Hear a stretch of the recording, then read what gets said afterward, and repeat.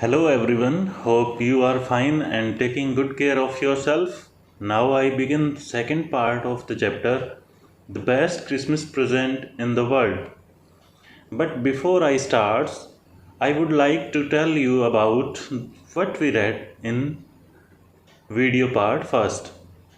In the first part of the story, we read that the narrator bought an antique roll-top desk from a junk shop, but the condition of the desk was very poor.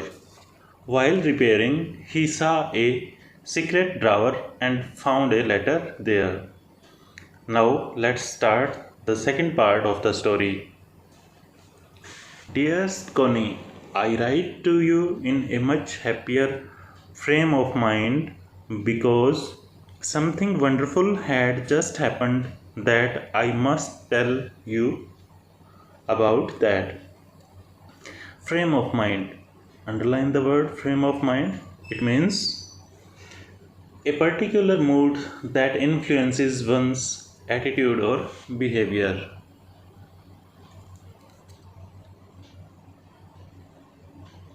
You about at once we were all standing to underline the word standing to and see also in glossary. It means taking up positions in our trenches. Underline the word trenches also. Trenches means long deep ditches in the ground where soldiers hide from the enemy. Yesterday morning, Christmas morning, it was crisp. Underline the word crisp. Crisp means cool, fresh, and invigorating, and quite all about.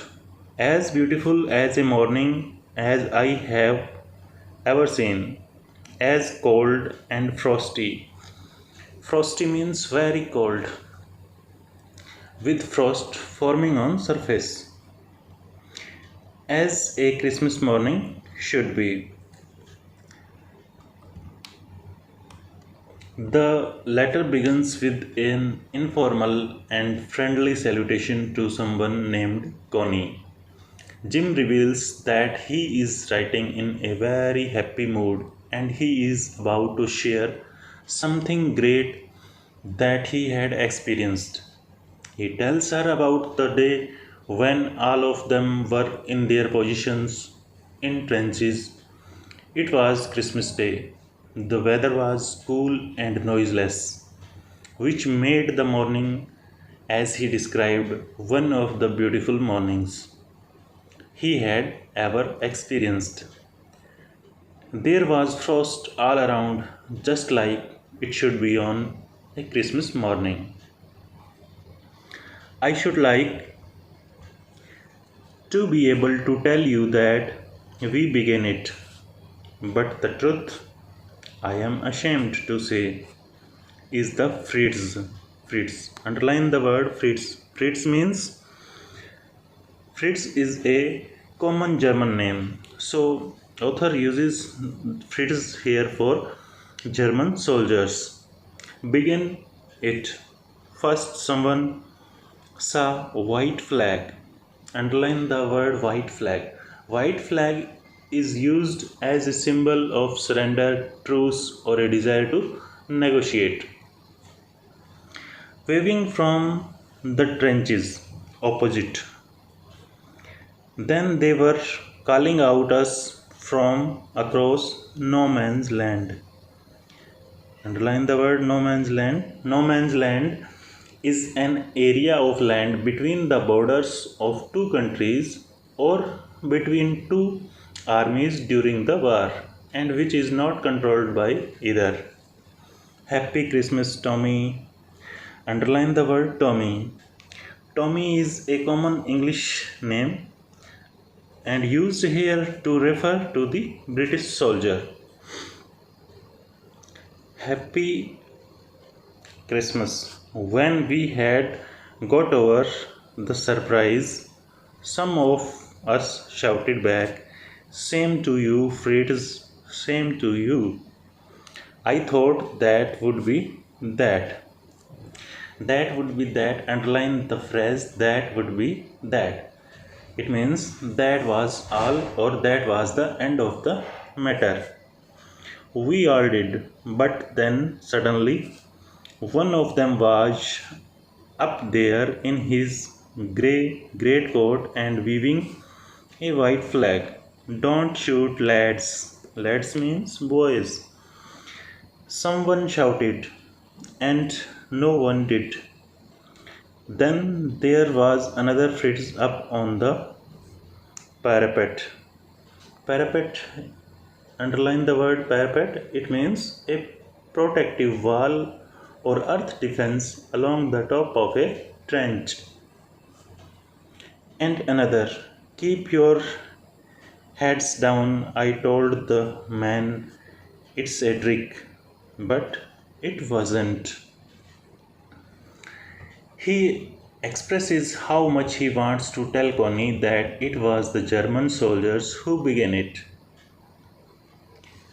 He conveys how he is feeling uncomfortable to reveal that it was the Germans who started it. He listed the series of events of how they first waved a white flag. As I told you that white flag is a symbol of surrender, truce and negotiation. It is waved in order to make the other party aware of the intention and to indicate to them to not shoot. Then he tells how they heard someone from the no man's land, Happy Christmas, Tommy, Happy Christmas. They used Tommy to refer the English army as it is a common British name. Once the British army understood what was happening, some of them wished the German back. They also thought that that was it, but only then they could see them on the no man's land wearing grey great coats, waving the white flag and shouting, telling the English army not to shoot. The army did not shoot while one by one the Germans came out. Jim instructed his soldiers to stay hidden as he suspected it to be some kind of trick. But actually, it was not a trick. One of the German was waving a bottle above his head. It is Christmas Day, Tommy. We have snaps. Snaps is a kind of drink made of grain. We have sausages. Sausages is a kind of meat. We meet you, yes. By this time, there were dozens of them walking towards us across no man's land, and not a rifle between them. Little Private Morris was the first up. Came, come on, boys, what are we waiting for? And then there was no stopping them. I was the officer. I should have stopped them there and then, I suppose. But the truth is that it never even occurred to me.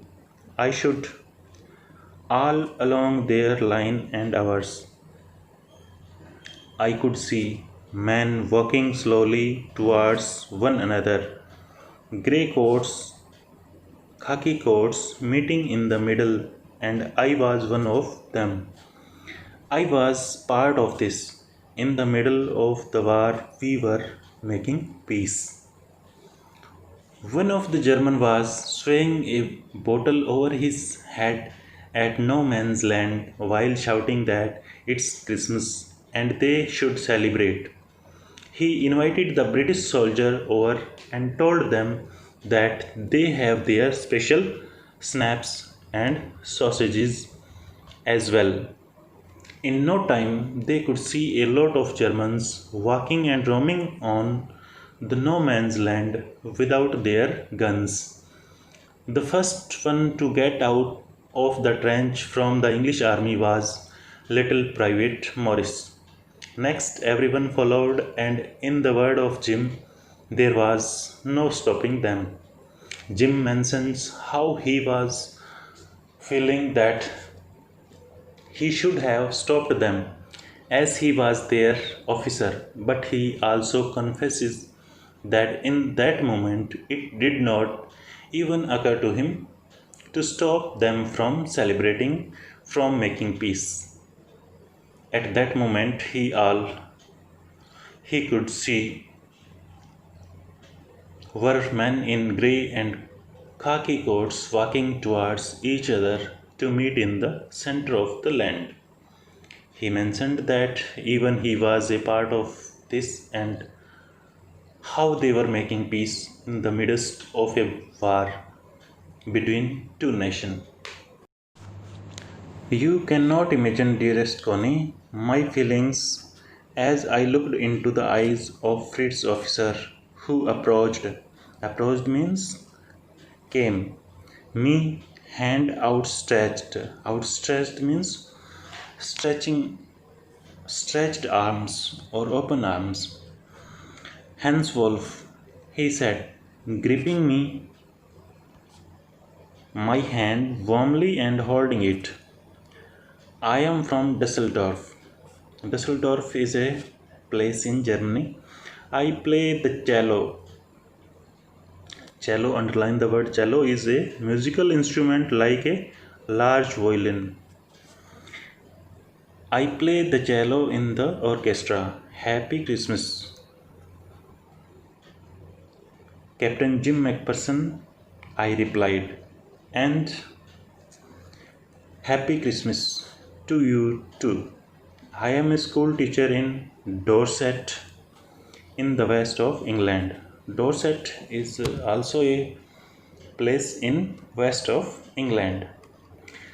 He expressed how he felt in the moment is far beyond that can be expressed in words. He was overwhelmed as he looked straight in the eyes of the approaching German officer, who extended his hand and introduced himself. His name was Hans Wolf, and he belonged to the place named Dusseldorf. He told Jim that he played cello at the orchestra and then wished him Happy Christmas. Jim wished him back and introduced himself too by telling his full name, Captain Jim McPherson. He told the German officer that he was a school teacher in Dorset, which is in the west of England.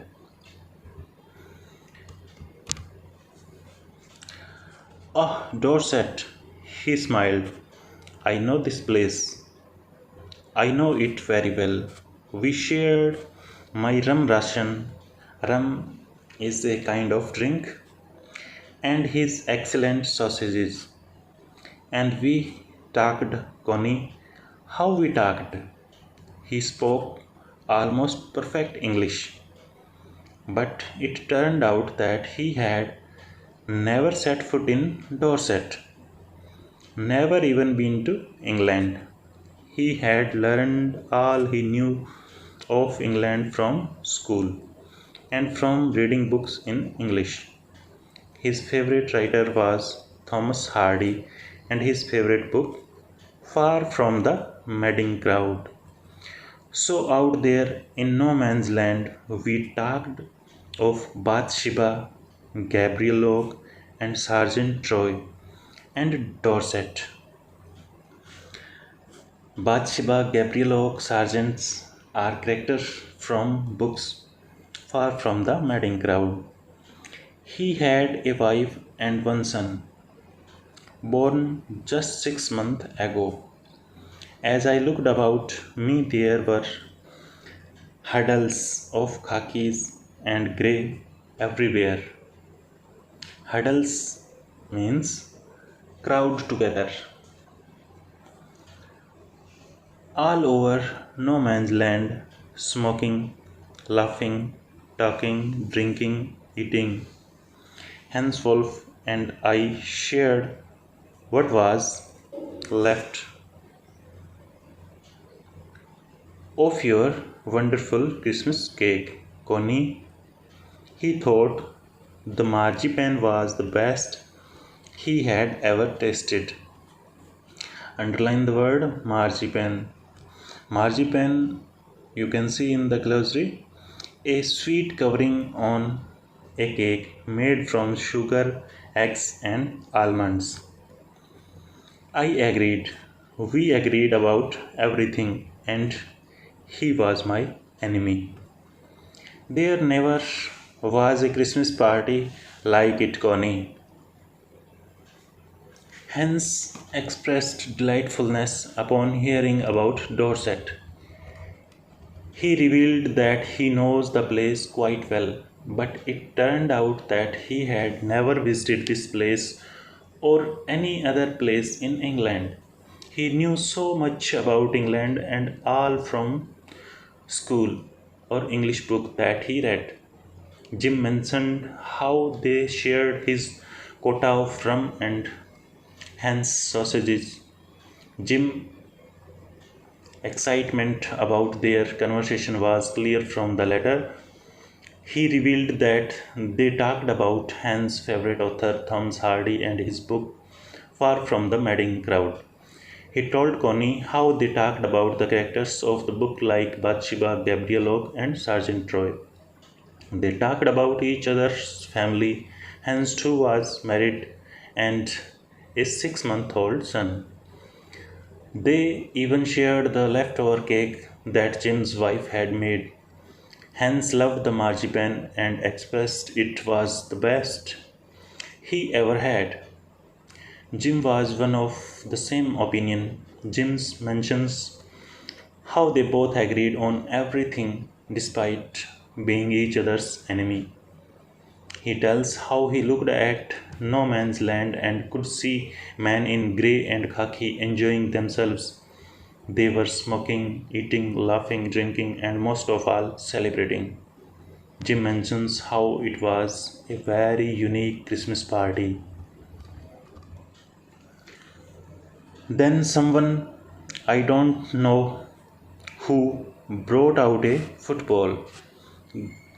Great coats were dumped in piles to make goalposts. And the next thing we knew, it was Tommy against Fritz out in the middle of no man's land.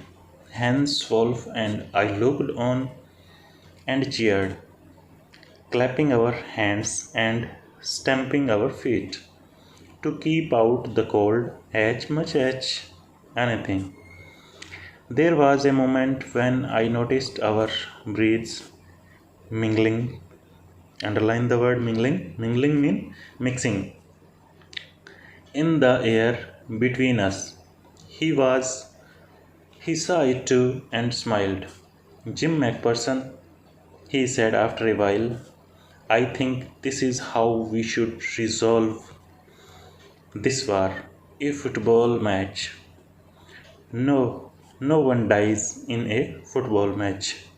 No children are orphaned. Orphaned are the children who don't have parents. No wives become widows. Jim mentioned that someone who he does not know brought out a football, and next they know they were having a football match in the midst of no man's land. They used great coats to make the goalposts. Hans and Jim only watched and cheered for the teams. They clapped and stamped their feet to keep themselves warm. Also, Jim could even notice their breaths mixing up in the air. Hans noticed it too, and they both smiled at each other. After a while, Hans said that it this is exactly how the dispute should be resolved, not by war. In a football match, no one loses their life, no children are orphaned, and no wives become widows. I would prefer cricket, I told him. Then we Tommies could be sure of winning, probably. We laughed at that, and together we watched the game. Sad to say, Connie Fritz won 2 goals to 1. But as Hans Wolf generously said, our goalpost was wider than theirs, so it wasn't quite fair. Jim replies to Hans' idea of resolving it with football by saying that he would rather suggest cricket because then there would be more chances of the Tommies winning. They both had a good laugh. Sadly, Jim informs that Fritz won the game by 2 goals to 1.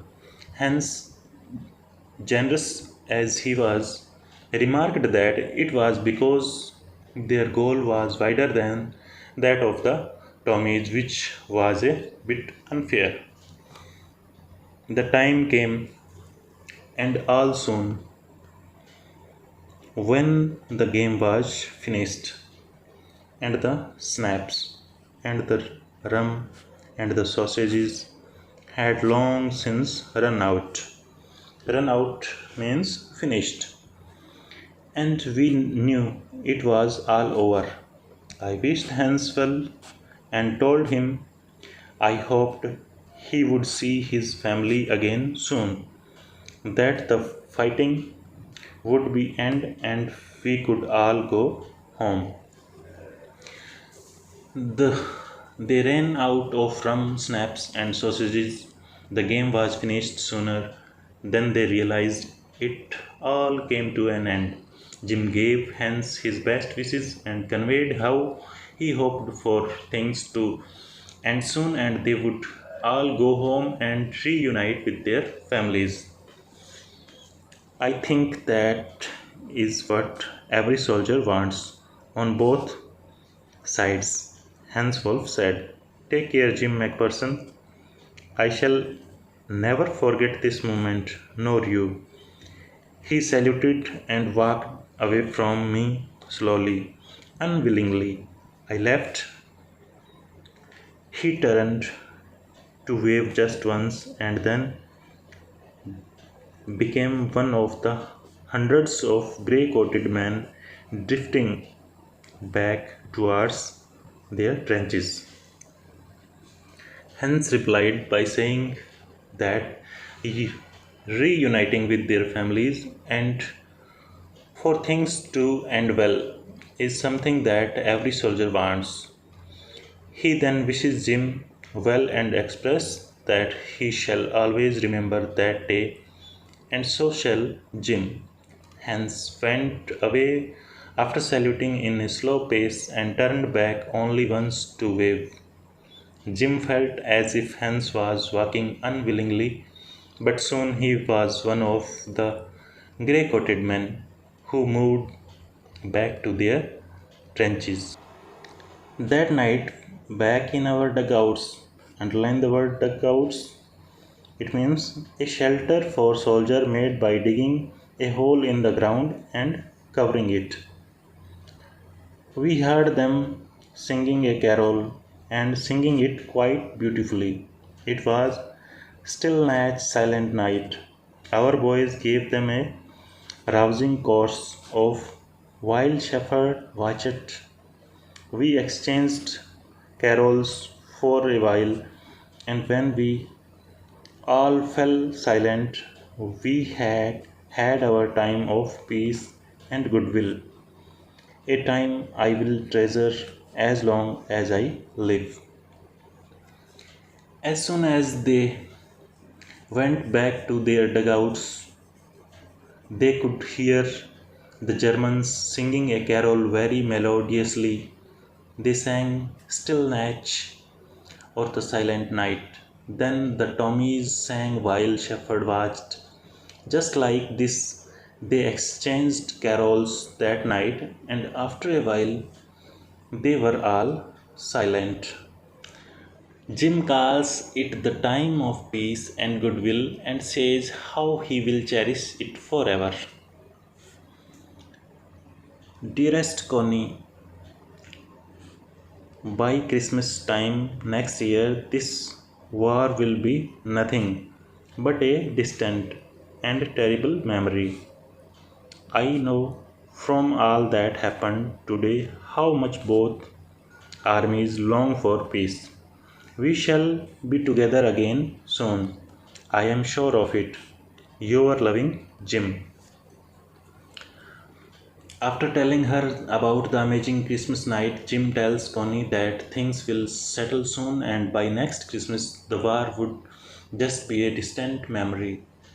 He tells her that his experience with them has made him realize how both the sides crave for peace. He assures her that they will be reunited soon. He then signs off.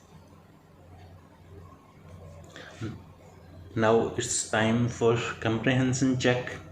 Who had written the letter, to whom, and when? Second, why was the letter written? What was the wonderful thing that had happened? What jobs did Hans Wolf and Jim McPherson have when they were not soldiers? Had Hans Wolf ever been to Dorset? Why did he say he knew it? Do you think Jim McPherson come back from the war? How do you know this? Dear students, that's all for today. We will meet with the video part third very soon. Goodbye.